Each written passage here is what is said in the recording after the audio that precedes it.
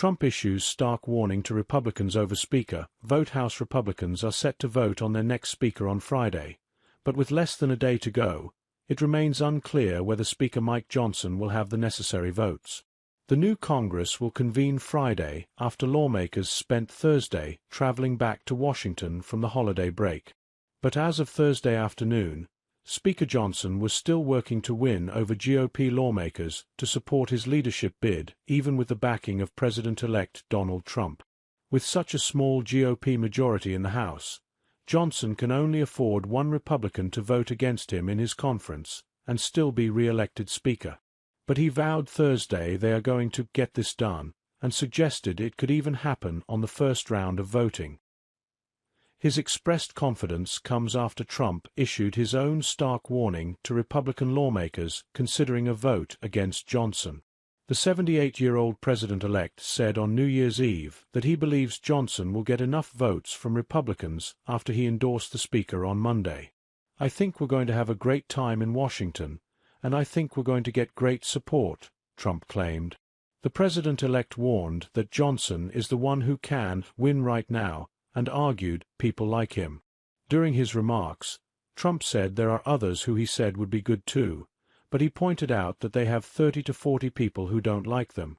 But Republicans have faced chaos electing their leadership in recent years as members have used their vote in an attempt to extract promises with such a small majority.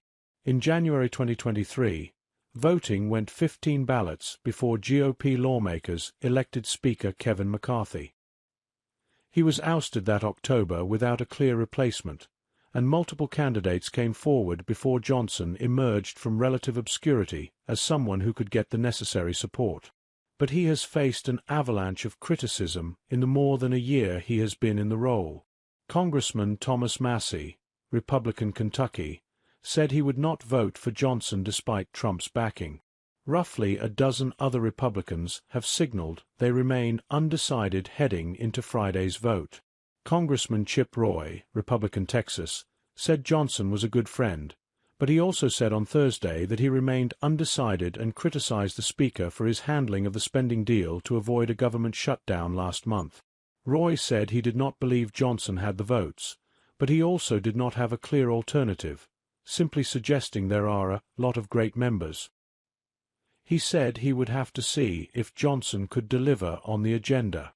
But heading into the final push to shore up support, Johnson warned his conference cannot afford any palace drama here.